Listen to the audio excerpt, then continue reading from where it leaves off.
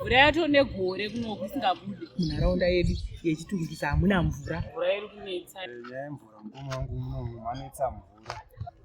Munotuza mvura iri kunetsa.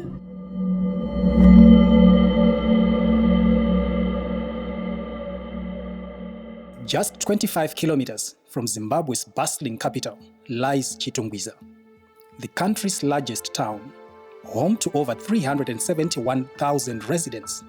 Here, life unfolds amidst the struggles of informal trade, as many navigate the complexities of survival in a challenging economic landscape. Access to clean water in Chitungwiza has become a pressing issue, with some residents reporting that they last received tap water in the 1990s, while others have only seen it flow sporadically since the last elections. A stark reality was highlighted by Chitungwiza Mayor Rosaria Mangoma in a press statement on October 9, 2024. She revealed that since the closure of the Prince Edward Water Treatment Plant, the municipality has been receiving a mere 1 to 3 megalitres of water on weekends, far below the daily demand of at least 75 megalitres. Historically, Harare has provided water to Chitungwiza. However, recent climatic challenges, exacerbated by El Niño, have drastically reduced supply. Mvura munomu yakagara ichinetsa. Chikonzero chiri chekuti hatina mvura inouya padhamu yatoti dhamu redu semuChitungwiza vana. Kozouya sevanhu vanogara nzvimbo dzakakwirira fanika kunoku, as you can see. Mvura yedu zvainofamba negradient. Nyangwe zvikanzi kwauya mvura shoma yacho yatinopiwa nesiti yeHarare haisvike kunzvimbo dzese zvakafanana. And worse still, nekuda kwemamwe madevelopment akaitika pakaitwa dzimwe dzimba dzisiri mudatabase dziri mumapanning, dzirimo dzacho dzakakonekwa pamvura, hadzisi mudatabase kuti dzinge dzichinzi dzinosupplywa mvura, asi ndo dzinowana mvura nekuti mvura yacho ndokwa inoflowa ichienda. Kuchitungwiza tanzwa shawa menoti pamwe nguva yekunaya handisi hatapo kuji mvura yakabuda kawanda. Gore rinori rese mvura yakabuda kawanda. Ndakatofonerawo shinzi mvura iri kubuda mhanya kunoku itose uchere. The struggles faced by Chitungwiza residents in accessing water have plunged their lives into a dire crisis. Imagine a community striving to survive while the water table continues to drop, further exacerbating their plight. The echoes of desperation resonate through the streets of Chitungwiza, where families grapple with the harsh consequences of water scarcity. Each day is a battle as they navigate the challenges of daily life without reliable access to their right to water. Mudhara nyaya yemvura kunoku haina sikunakirwa nayo. Tora kunoku ndiri zvandiri izvi handakana kutombogeza. Handakana kugeza asi tozoti ndichatangira papi. Mvura yacho negore kunoku isingabude. Pakashata. Hoho yedu haibude mvura. Ndofunga muri kuzviona apa taane chaizvo zvinhu tabva kuma5 tiri pano kusvika izvezvi 1 o'clock tiri pano tiri kuchera mvura pamvura yacho inenge ichibuda bichana. Situation is distant, so each situation yakaoma. Situation because mvura ndo source of everything. Ungosvika mvura yekumwa, uda mvura yekuwacha, even toilets, you want to use water for everything. So situation iri very tight. Tingatoti iri padisadvantage, tiri panegative side. Ini tiri mugari wemuno muChitungwiza Maseke muUnit P kuSport. Taita dambudziko rekushayikwa kwemvura. As you can see kuti panapa patikamira pane borehole ripo redu rekuchera tega batsirike pakuwana mvura. Randenge richitombowana mvura yekuti community yenga ichibatsirika chaizvo. Patiko zvine zuva ratasvika iri, zuva riri kupisa iri, the borehole is now being overwhelmed. Kana makatotarisa nekuzvirimwa chaizvo tumuriwo twataimbokwanisa kunge tichidiridzira kuti tiwane pundutso paturi hapachisina. Nyaya yemvura mugomo wangu munomu manetsa mvura. zvomunga muchiona ipapa ndo pabhoho vanhu vatochera mvura bhoho recommunity but harisi kukwanisa kuafoda vanhu vari muno mupopulation yacho yakawandisa. Because some of the times totoshaya mvura patisina mari yekutenga topedzisira takunochera masiweji uko inenge iri yemutoilet saka mvura iri kunetsa like isusu tine mhuri zvikutoomera ende chimwe chinhu chinonyanyawo manje kuti mvura yacho usina kamwedzi uchipera kanzuri inenge ichida mari yayo apa iwowo mvura yacho patepa isikubuda. The water crisis in Chitungwiza extends far beyond the individual struggles of residents. It has profoundly impacted local businesses that depend on this vital resource. From car washes to food vendors, the scarcity of water has created a ripple effect, threatening livelihoods and economic stability within the community. Imagine a car wash owner forced to turn customers away due to insufficient water supply, or a street vendor unable to prepare meals for hungry patrons. The water crisis has impeded into the economic landscape, reshaping the daily operations of businesses.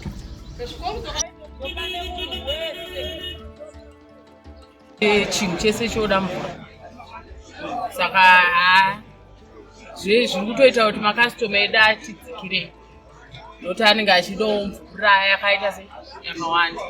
Mvura iri kunetsa iri kuzokonzeresa utachiwana. Isu patinobikawo chikafu chedu vanhu vanenge vachida kudzarana kugeza maoko nekunwa yacho maplates edu anofanira kugara akachena. Saka mvura kunoku iri kutonetsa tikutoita yekutenga. Saka zvinhu zvinozotiburitsira mari kuti uti kutenga mvura ende paipata mvura yakawandisa. Mvura iri kutinetsa nekuti mvura yakutengwa $5 mabhaketsi. Saka tiri mubizinesi zvinenge zvichitotidhurira ende iri kutonetsa kutowana kwacho nekuti pamwe pacho kunenge kusitorina magetsi kuti tiiwane mvura yekushandisa totopinda bhizi kuti titange tawana mvura yekushandisa mvura iri kunetsa. As the water crisis deepens, residents of Chitungwiza have resorted to waiting in long lines at community and council boreholes, a stark reminder of the lengths they must go to secure this essential resource. In a desperate bid to meet their needs, some individuals have begun selling water from their private boreholes, creating a new economy around an increasingly scarce commodity. Additionally, water tankers now traverse the streets, offering a lifeline to those willing to pay for access to clean water. This budding market reflects not only the ingenuity of the community, but also the desperation that has taken hold as families struggle to cope with the ongoing challenges of scarcity. Mvura tinototenga kwaango kune mabhoho aya ekuchera but anototengeswa $8 mabhaketi. Saka pa$8 isusu haatombotikwaniri nebasa ratetichiita. Dzimwe nguva kana une mari unogona kungocherawo $14. Kana usinawo mari wakutomikirawo kumabhohoro aya ekanzuru aya unoona pakazara futi totengo charoerwa mvura anoziya haamawani. Alright, panapa pa unity F bore. Bore save about and on average about it was 906 families in community. Like every family as it stands, each family on average they are getting about 3 buckets a day. Is stipulated ni pakaiswa chibhorani UNICEF. They said you must have at least 3 buckets a day. So as it stands, vakazo modernize kuti no for us kuti tiwane 3 buckets atidzitikwanire kuwacha dzitikwanire kushandisa. Vamwe vacho mafamilies they are bigger, vamwe vacho they are 6, vamwe they are 9, vamwe they are even more than that. So vakazo strategize to make some groups, groups of 3 because at least they are now getting at least 6 buckets. Then vanozowana mvura after 2 days. Saka mvura idambudziko tatosheya toita sei ende zviboho zvacho zvinenge zvishoma because like area inoi ndofunga tine about 80 plus households dziri kubatwa ne1 boho. Saka takatozoisa vanhu magroups kuti vamwe vachera nhasi munhu achera 5 buckets pazuva mangwana hacheri otoshandisa 5 otomanage 5 buckets. ozochera following day anojamba one day ozochera following day saka tiri kupa one kuti vagone kumanejika kuti usawane 5 buckets pazuva. Tinotenga kune mabhorani vanakacheresa zvibhorani ndokwatinoenda tichinotenga mvura kune vamwe vanotigira nemotikari vachiuya tichitengesera mvura. Vazhinji vedu kuno kuti sechirongwa chekubatanidza mari tichiitawo zvekudhirira mabhoo but kunoko tine challenge wemari manje. Pane matambudziko aripo, pane zvatiri kuita zvacho. Vamwe vari kuti vanga vakwanisa kuunganidza tumari vongotopa chilaini chavo voti ngatidhirirwe bhoo.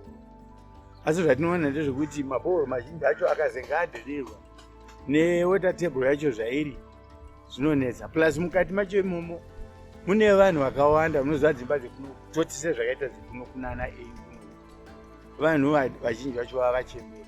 Mari dzekudhiririsa bhoo havana, mari dzekuzobhadhara pane vaya vanenge vadhiririsa bhoo hapana.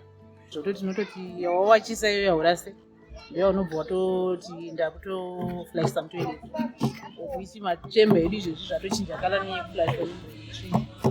So kuti ndishandise kudira toilet nemvura yandinenge ndatenga inini zvinhu zvakatiomera, saka pamwe pacho ndotopedzera ndaseva ndikawacha pawasha ndikadikidiki ndakutochengeta mvura mubhaketi netsvina iyo yandangachisa so that pakutongo tikawacha totoichengeta tozoishandisa zvezvakare haticharasa.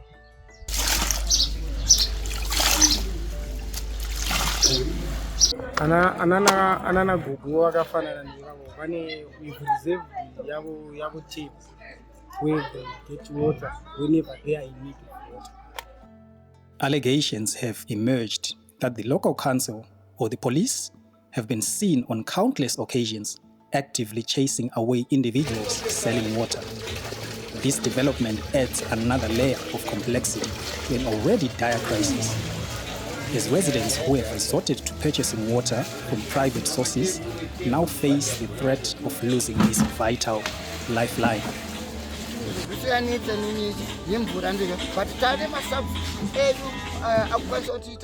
Backup yekuti mvura tione tichitenga $5 bag whatever, but they are not concerned about the police. Is it police kanzuru police zetherapy ikuada kuwasunga vachivasunga but ndo vanhu vakutibatsira kuti tione mvura yekurarama nayo pamba tu. Munhu anochera bhoo yake pamba right now makutaura hanzi chazoda kuti vanhu vavabhadhariswe hamini maretsi akuti ane zvavo.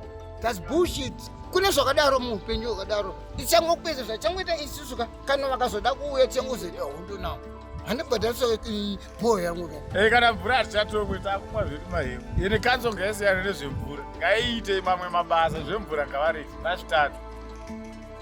The residents' daily lives have been changed as they now require to fetch water constantly.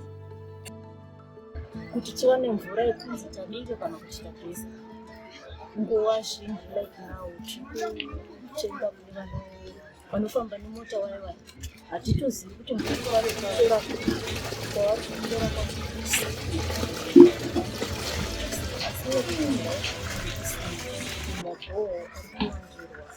vari kutengesa mvura vari kutsvayawo kuyamurawo vanhu but hatizozivi mvura dzacho kwavanenge vabva nadzo dzisiri safe. Mvura inofamba imwe yacho haizikanwi kunzi imvura yakachena here, asi nekuda kuti vanhu vanenge vachingoda mvura vanotenga. Vamwe vanotengawo kune vaya vakadhirilisa mabhoo, asi mvura yacho inoenda ichiwandirwa and yakuendawo ichidhura. It has become clear that daily life in Chitungwiza has been irrevocably altered. Residents now find themselves engaged in a relentless struggle to fetch water, often sacrificing essential daily practices out of fear that neglecting this task could leave them without the means to cook or hydrate. This constant quest for water has transformed routines and reshaped priorities, forcing families to adapt to an existence where the availability of this fundamental resource dictates their day-to-day activities.